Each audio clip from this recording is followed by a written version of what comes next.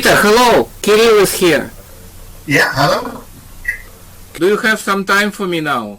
Yeah, I have a little time, yeah. Yes. So, as an introduction, I want to say that currently I am reading the book by Keith Richards called Life.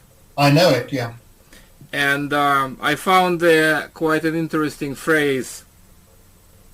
He was describing somebody, I don't know, Alexis Corner, I don't know this person. Mm-hmm. And he was saying that he was making an interviews with musicians, and it means that he had a direct contact with God.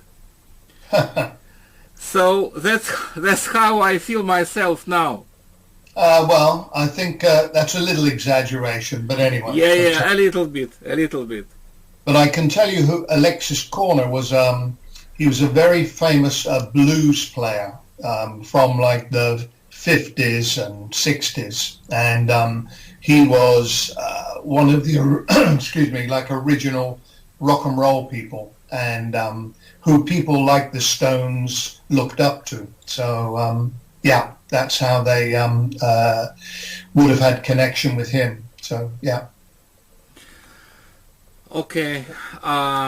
So my first question, let's imagine you are 20 years old again. Yeah. And you are full of energy and you want to become a roadie, but nowadays, what is the group you will work with? Now, yeah? Yes.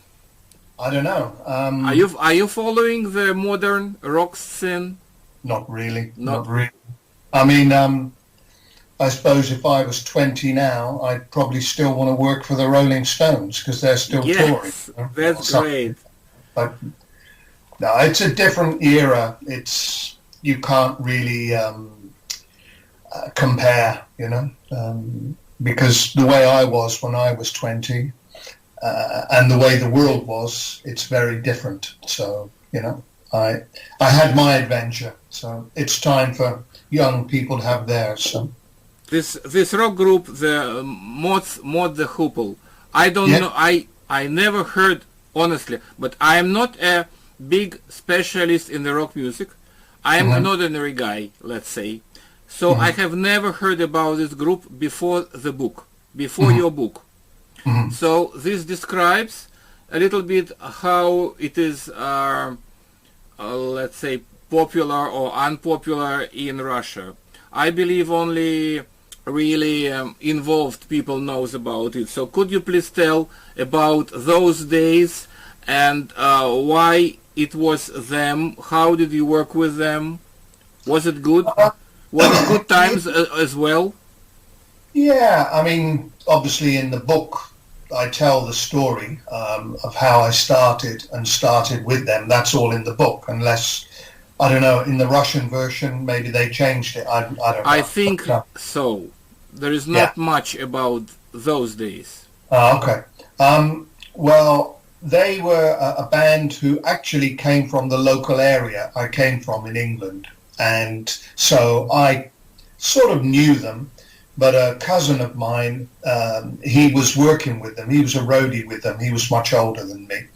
And they became quite big, but they had a cult following. They were, you know, not an underground band, but they were a band that had a really strong following of a certain kind of person. And other bands used to really like them. So they were respected by other bands, which is why they were going to split up, and because they weren't achieving much. And then David Bowie called up and said, he said, you guys can't split up. I'll tell you what, I've got some songs. I'll write a song for you. So he wrote this song called All the Young Dudes, which became a big hit. And he did it because he loved Mott the Hoople so much. And so there were these connections between Mott the Hoople and David Bowie, and later with Queen, because they were the support act. And and this is all around 1973, 72, 73. And and I worked with David Bowie because my cousin moved on to work for Bowie, and I came to stay with him. And the sound engineer, who was head of the road crew, said to me, I think I was only 18 then, yeah, about 17, 18, and he said, you know about guitars, don't you, a bit? I said, yeah. And he said, Marshall amplifier. So, yeah, okay, a bit. He said, yeah, you look fit and strong. Can you drive? Oh, yeah, I can drive, you know. He said, well, do you fancy coming out on tour with us? And that was it. And the next thing, I'm out on tour with David Bowie, you know, and being guitar roadie and doing everything because I was the young kid, and it just went from there. But like everything, the harder I worked, the luckier I got, you know. So Yes. that was how it was, and it was an adventure, and it certainly wasn't about money. And we just loved doing it. We did it for the music, for the excitement of being on tour, you know, and just that energy, really, and that it was better than having a real job. Yes, I have studied internet, and I found out that later on this Mick Ronson, he was playing with the frontman of Mott the Yeah, Hoople, and then all of them were together with David Bowie. They were playing at the tribute concert. that's right. Yeah, yeah. I mean, Mick Ronson joined Mott the Hoople, and then Mott the Hoople split up, and Uh-huh. then Ian Hunter and Mick Ronson went together. And I would say Mick Ronson was, because he died very young. He was only 45. He died many years ago, and very sadly, shortly after Freddie's tribute concert, he died. I think 2 years afterwards. He had cancer. Anyway, he was the nicest man you could ever meet in the music business. Completely into music, completely into his playing, and just the nicest guy. And I would say the best guitar player I've ever heard, for me personally. He was just so natural, unbelievable. So I feel privileged to have known him and worked with him, you know. So Okay.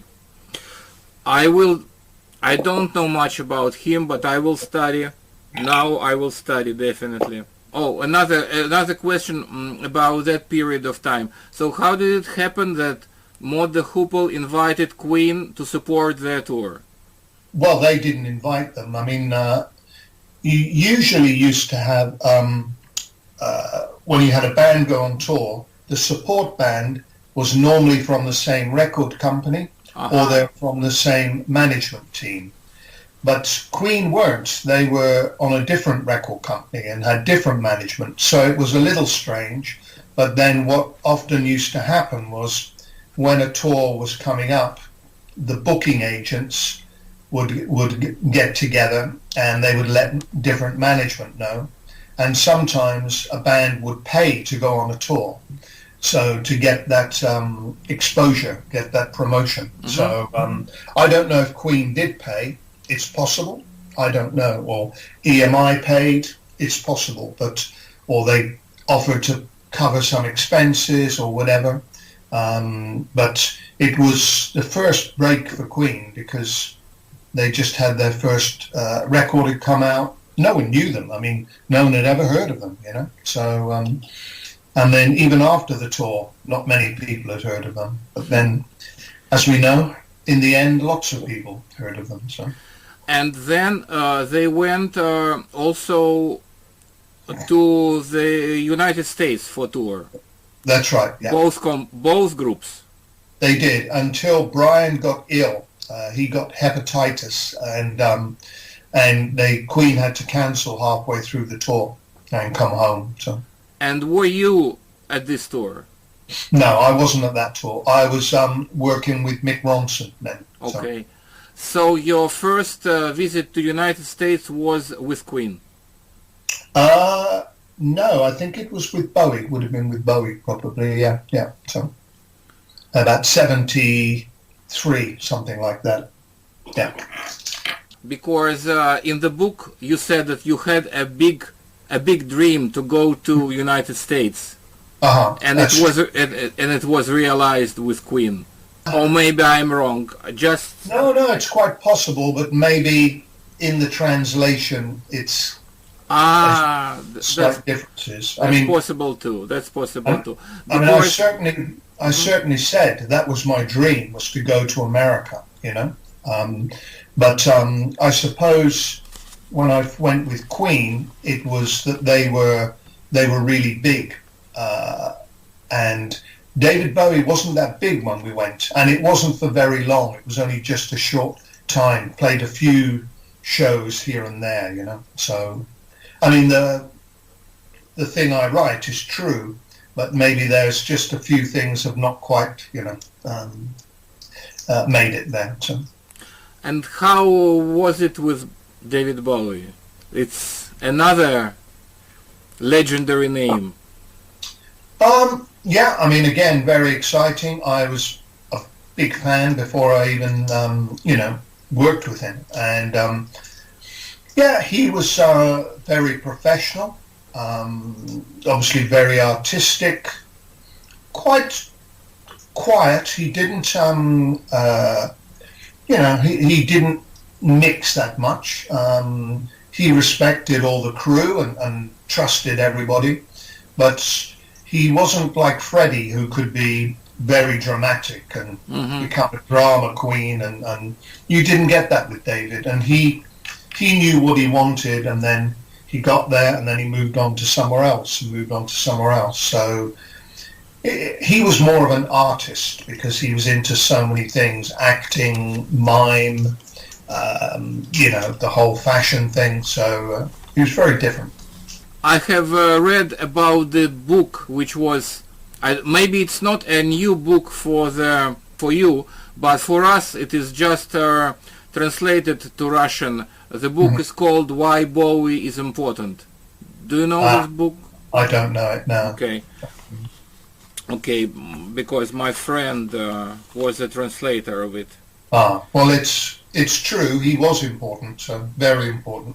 Do you listen to the Queen's music just for pleasure, you know, like a normal person when he wants to listen some music, he put on something. Do you put on Queen, or this is too much for you? You had enough Queen in your life?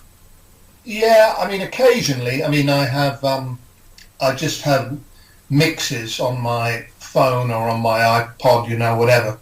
And there are a few Queen tracks that I quite like, which are on there, and sometimes they come on, sometimes I skip them, but yeah, I mean, I liked the music, but I didn't like all of it, you know, and I like the early stuff better, much better. Yes, the same with me. From when in the 1970s, Queen were a really great rock band, you know, really good rock band, and then in the 1980s, they were a really great pop rock band with commercial success, you know. So around 1980 there was this kind of crossroads, and it was still good music, but they just had maybe a little different direction, and they were still great musicians and put on a fantastic show, but clearly they became a lot more commercial orientated. Yeah. Just before my next question, I want to mention that I'm grateful that you have mentioned in your book, when you was speaking about America and your dream, your American dream, you mentioned this Kojak. Oh, Kojak, yes. Yes, because I have never heard about it, I have never seen it, but after reading your book, I found on YouTube four series of this Kojak, and I watched that. Absolutely great. Unfortunately, on YouTube I found it in Italian, so I didn't understand the word, but the images of New York of the 70s, that was great. I used Kojak as an example because when you were young and living in England, and the American imagery we got was through these kind of cop shows, or cowboy and Indian movies, or cop shows, or Superman comics. So I was trying to sort of build this picture of what it was like to have all these this imagery, because America is very image conscious, Yes, absolutely. and then to actually go there and live it, and hear the cop cars and that kind of thing. So that's what I was trying to convey, About a question about your work when you was with Queen. I found one of your interviews in the Classic Rock, November 2018, and you said that the worst part of the job when you are not appreciated, feeling used and abused, horrible, dirty. That's like not the best description of the job. Was it so? Was it often that feeling, or it was rare? I think it's the same for anybody who works for a band or worked for a band back then, that it was hard work, and it could be dirty. You didn't sleep, you didn't get a hotel for days. There wasn't any food, or the food was very bad, and then rock stars can be very difficult at times and just expect everything to happen like magic and not understand what we were going through, what we had to put up with, So it's just that general feeling that at times you did feel you weren't appreciated. When did you start taking pictures? In about 1974, 75, yeah. That was pictures of Queen or pictures? I had just generally, but a lot of the things I had from those early days, they got lost, sadly. Really? No. A lot of my things got lost. They got lost in the Queen office.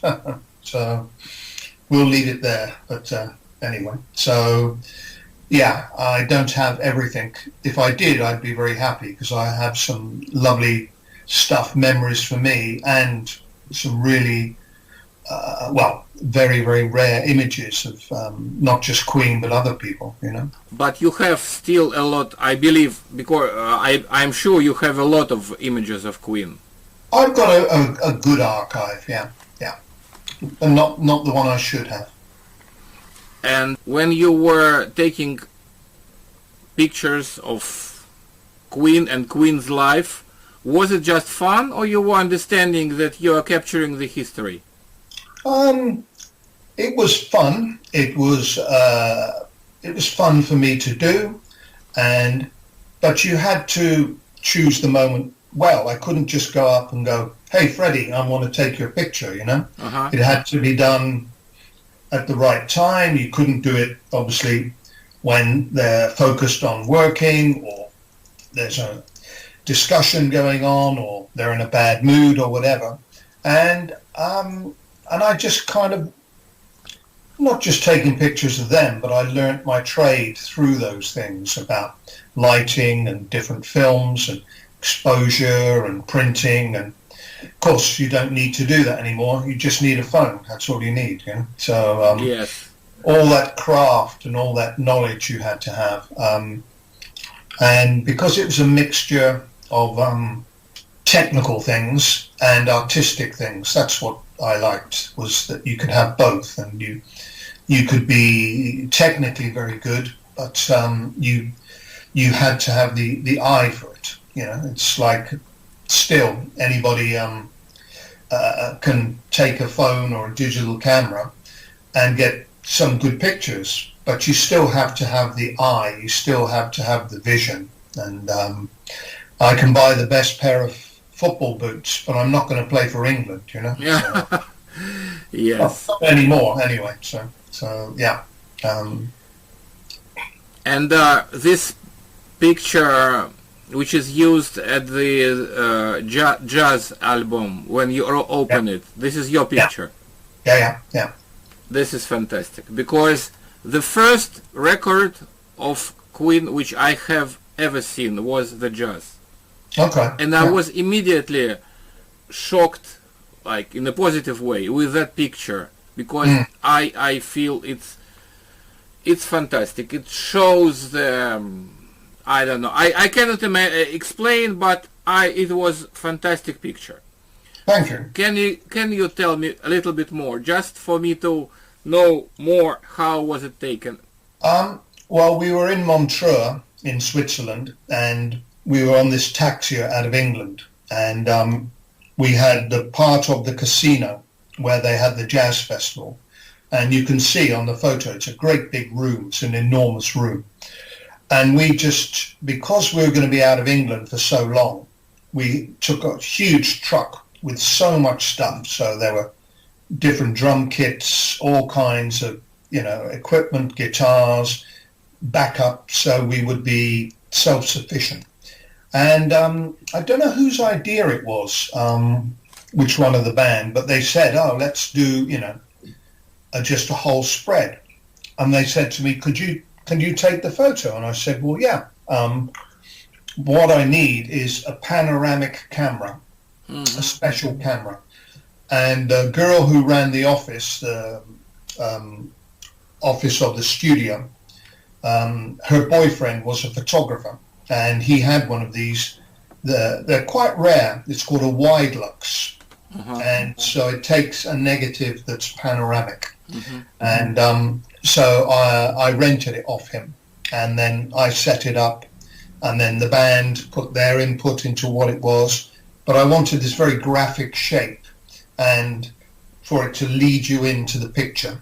And and I mean, that was 1978, and so I was still not a photographer, but I was very proud of that, actually, and still am. So, but unfortunately, the original was lost many years ago. The Queen office lost it. So, yeah. Okay. But I have some of the negatives which are very close to that image from jazz, and I had some really big high-resolution scans made of the negatives, and I sold some as prints, cut 2 or 3 prints, and then a museum in Zurich wanted, for a history of the jazz festival, they wanted it the side of a wall, so they wanted it to be about 5, 8, 10 meters, I don't know, wide, and and they printed it in panels and put it up, and it looked fantastic. So that was nice to have that recognition. So. And could you also please tell a bit more about this famous picture of the Freddie in the king's robe, which was taken in your studio? In my studio, yeah. I mean, that was taken after I left Queen, after the end of the Magic Tour. Yes. And I started my photography career. And I'd been doing some commissions, because all the time I worked for Queen, and I took photos for album covers, singles, posters. I never got paid anything. I never got a penny. Really? No, nothing. So, but back then it was different, and I was excited to do it, But I didn't receive anything. But now, of course, I have the images, and I can use them, and they go into TV programs, magazines, or whatever, so I can actually, at last, make a little bit of money from them. Anyway, Freddie called up my studio late one afternoon or something, and he said, I want to come over and do a fun photograph. And Freddie was somebody, you didn't say no to him, Yeah. So it's like, if that's what you want, Freddie, yeah. And I want to see them by tomorrow morning. Right, okay. So I had to call my printer and say, look, I'm doing these pictures of Freddie. and he wants them for tomorrow or to see the contact sheets, you know. So can you stay open? I'll pay you to stay open. Well, in the end, Freddie would pay it, but so we do this. And then he came in and he had the robe that he wore on the last tour, on the Magic tour. And he just wanted it to be fun. And as you can see, it depends where it's used. Some people just use it with a white background. But it's much better when you see all the pieces of the studio. Yes. Because you have this image of the grand Freddie, you know, in looking, you know, the king or queen or whatever. Yes. But around it, it's the reality of, you know, what it is to make those images. And that, because he called himself the Great Pretender. And he really liked it. He liked all the fact that all of the extra stuff, the bits of tape, the poles, the clamps, that go together to putting on the show, you know. So yeah, that's another image that I'm very proud of. Yeah. Yes. And that I worked with him, you know. There are a few most famous pictures of you in the internet.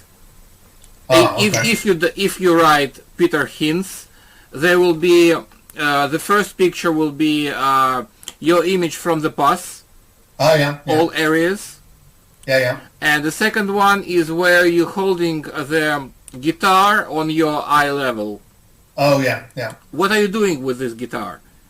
Well, it's John's bass guitar, and it was in America. It was in '77, and the evening before, something had gone wrong with the lighting rig or something, and at the end of the show, he picked his guitar and he threw it into the lighting rig. So I didn't have a chance to do anything with it then because we had to get out. But the next show, I took it out and checked it, and I'm just checking the neck to see if the neck is straight and it's not been twisted, because you can adjust it to bring it back so that it'll stay in tune. So that was what I was doing. Was it straight? It was. Well, I had to tweak it a little bit, yeah, but it wasn't broken. It wasn't split, so that was okay. And who took the picture? I can't remember, to be honest. I can't remember. Maybe it was a friend of mine. My camera was always lying around, you know. So yes.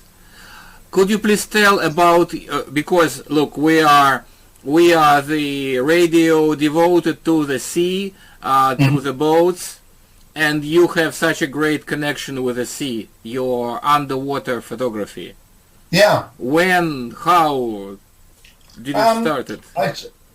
I'd always liked diving, and I first went diving when I was on tour with Queen. We had a break, and the lighting designer and I went down to Bermuda.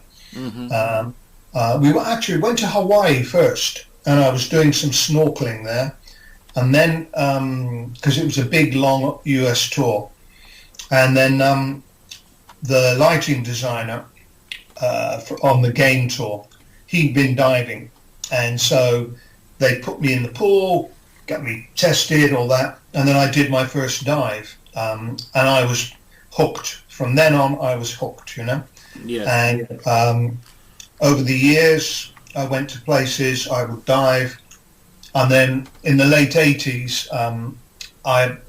in the Maldives, I got qualified, you know, as a diver. Yes. And then I since went up to different levels. But I didn't start taking the photos until about 1993, I think, something like that. And I was going to the Maldives for Christmas. I used to go there every Christmas.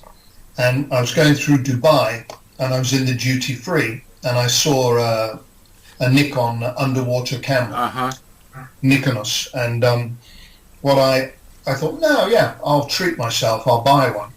And I had some black and white film with me. And because I enjoyed the diving, I wanted something whereby you can put the Nikon camera in the pocket of your BC, your buoyancy control jacket, or you can just have it here.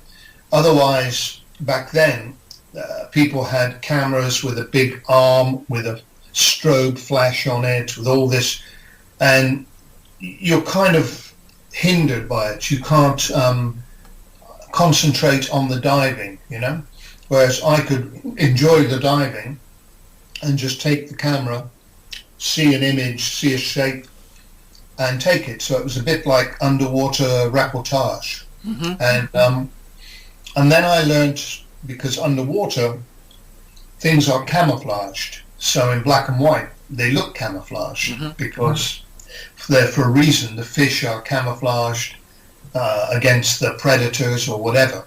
So then I had to work out how to make it look really graphic, and to get these lovely shapes and this kind of thing.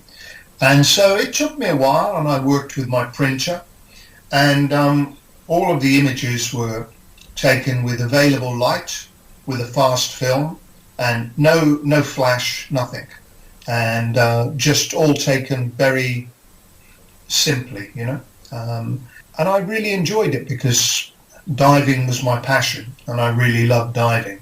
And so then when I could combine it with the photography, it became very exciting. And I had some exhibitions, I won some awards for it, and for a little while I had a little company doing t-shirts and little sideline t-shirts, posters and things like that.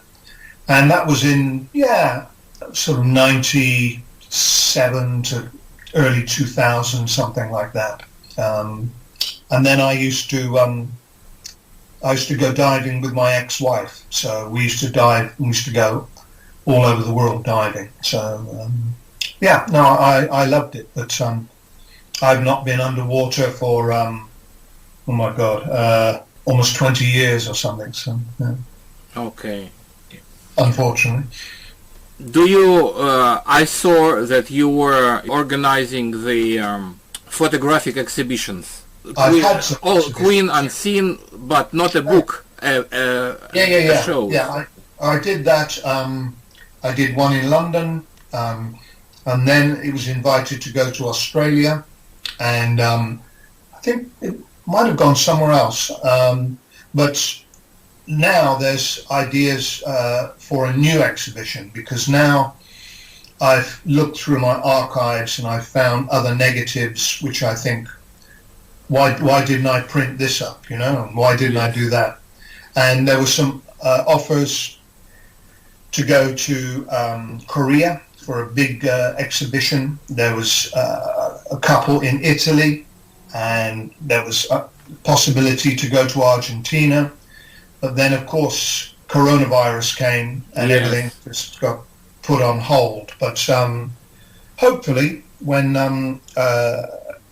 things are back to normal, they may happen. But apart from the exhibitions, I now do talks, which is quite fun. And I talk about my time in the music business and have images showing, Yes. And that's become not a career, but it's become something that was really fun to do, and it came out of nothing. I just did it as a favor for people, and then last year I went to Poland to talk to Coca-Cola, to the Baltic states of Poland, Estonia, Latvia, and Lithuania, to all the Coca-Cola bottlers, and to talk about Queen and the music business. I mean, it was. How was it connected?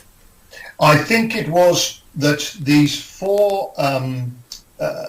the four Baltic states, Poland, Latvia, Estonia, and Lithuania, and it was some team building exercise in.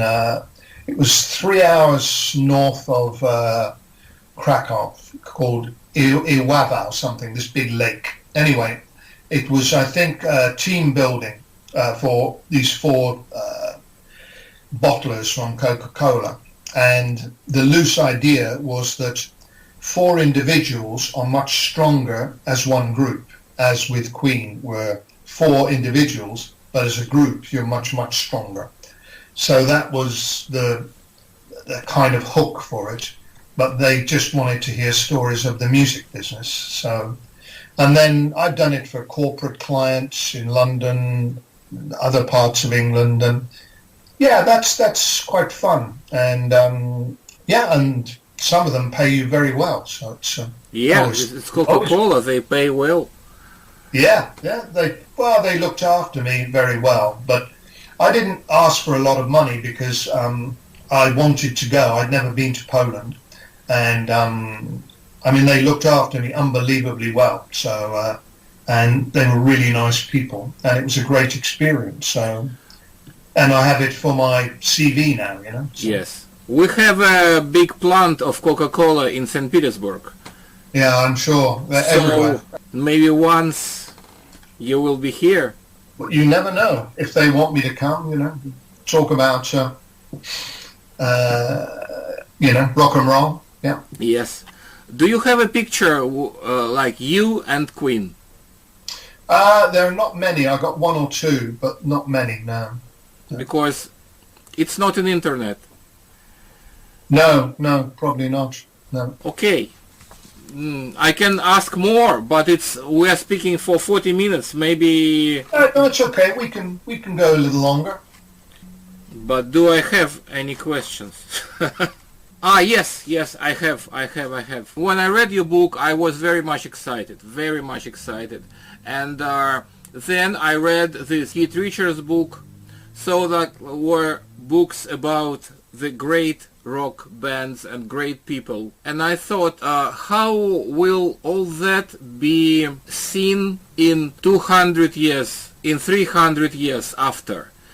And I had an idea that maybe they will read those books like we read the legends of the King Arthur now and his knights. What do you think? I think you're right. I think everything is of its time, and you always used to hear, this band is great, they're the new Beatles, or this band is great, they're the new Rolling Stones. And the Beatles were of their time. It was post-war Britain, and they came from Liverpool, which was one of the biggest ports in the whole world back then, And so there were a lot of ships going over to America, and they were bringing in rock and roll records. The guys who worked on the ships could buy these records that you'd never find in England. Uh-huh. So there started up this kind of little, music thing in Liverpool, and it became known as the Liverpool sound. And so everything was of its time, post-war, things happening, electric guitars coming out.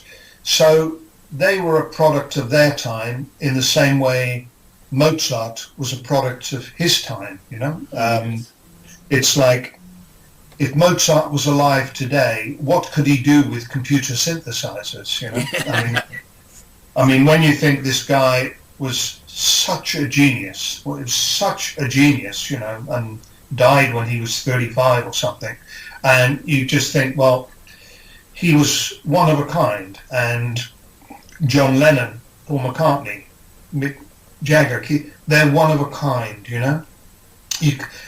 Bands today can produce music and they're great, Elvis Presley was one of a kind. So I think you will look back, and you look back at,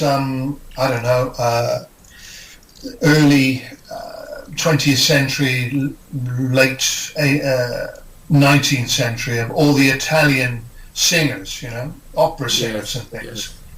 And they were of their time. So I think, they will become legends. I mean, one of my favorite movies ever is Amadeus, the film about Mozart. Yes, I know. Yeah. Fantastic. And so I think everything is of its time. And it's the same. I saw an interview the other day with a very famous photographer called David Bowie. And he was the king of the 1960s. He was young, he was a fashion photographer, but he also photographed the Beatles, the Stones, every famous actor, all in black and white, you know. And he was the guy. And then he ended up marrying different models and this and that, and he's had a wonderful life. And he just had an exhibition. He's now in his middle 80s, late 80s, of his paintings. And they were saying to him about photography. And what do you think? And he said, no, he said, photography now, it's really, in a way, it's dead as an art form because it's so easy, you know. And when you look at his pictures, they're timeless, but they're so powerful. And you had to know lighting, you had to know composition, you had to know the right equipment, the right film, how to process it, how to print it, to use this paper, you know. So it's interesting. I mean, I think digital stuff, yeah, it is what it is. But when I see images now, I never really look at them because I'm not sure I really believe them. That is the thing. You know, it's like, well, did they put that blue sky in? Did they add that there? Did they, you know, bring the shadows out? And before digital, you had to find ways to get around all those things and really know your trade, you know, in the same way as whether you drive a Formula One racing car or you just have an automatic car to drive around town, you know. It's like they both get you from A to B, but with the racing car, you really have to know how to drive it and how to use it and get the best out of it. Whereas with an automatic Volkswagen or something, you just put it into drive and put your foot and it goes, you know, and you don't have to do anything. So, and you have power steering. So, yeah, it's just about, I suppose, all about a journey, you know, the journey of music, the journey of creativity. And, yeah, there's still a lot of creativity, but it's I think it's in different formats now, you know. The same as writing, creative writing.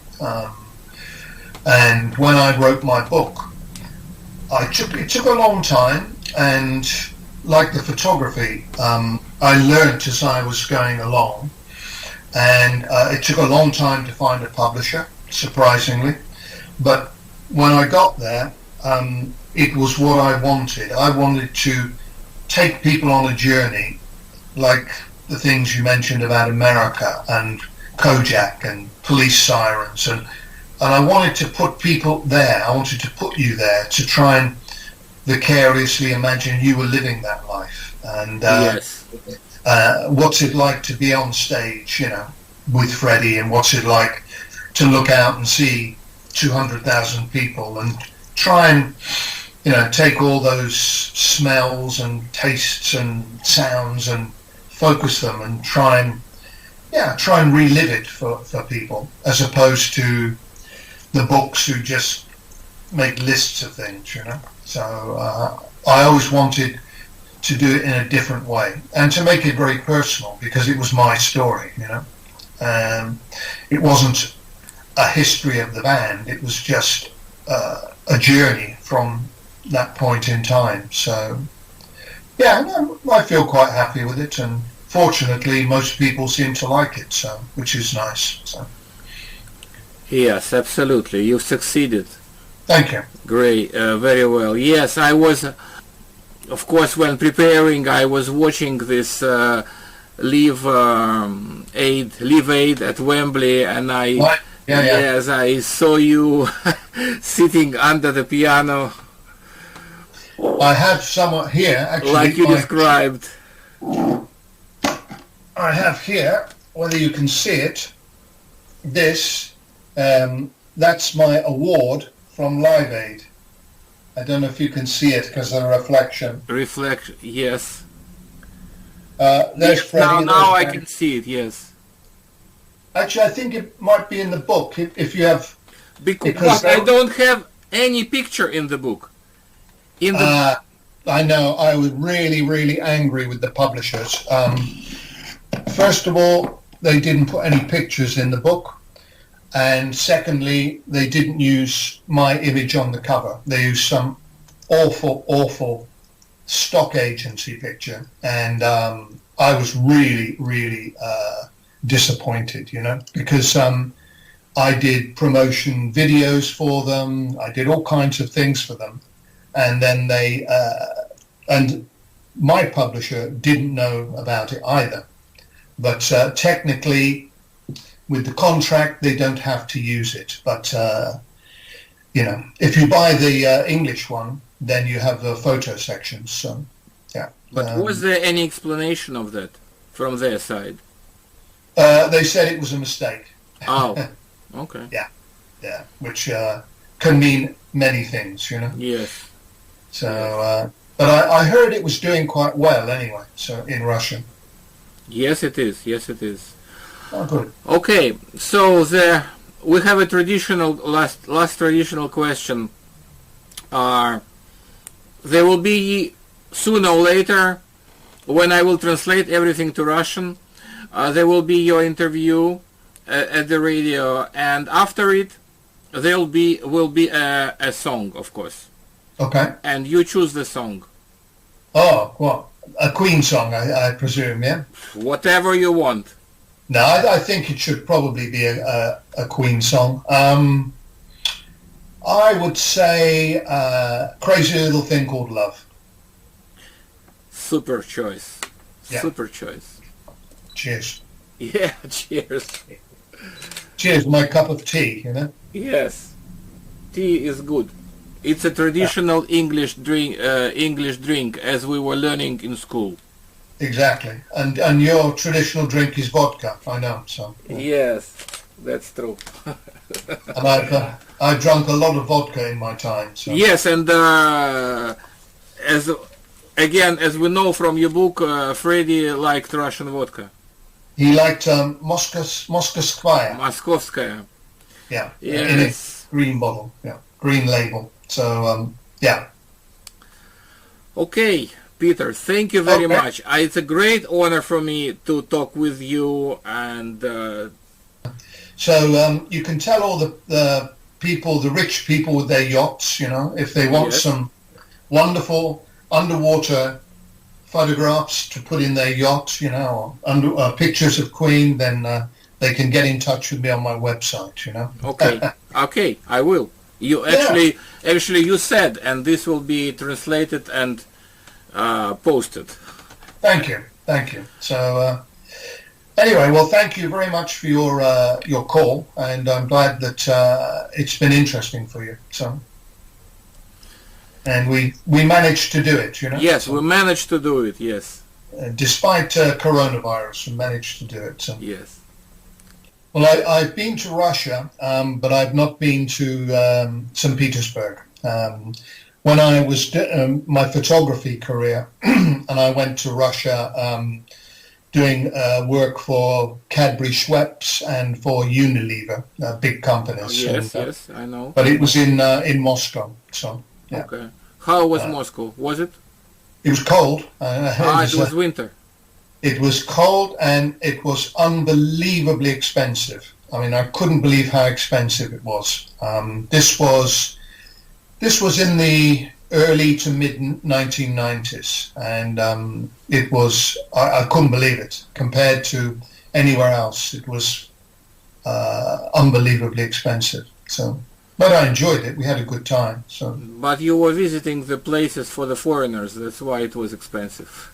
Well, exactly. Well, we were working, and we had a production team in Moscow, and they took us round, and we had permission to photograph in front of St. Basil's and by the Kremlin and all this, so we had everything arranged. But no, I enjoyed it, but it was just, I've never been so cold. It was in December.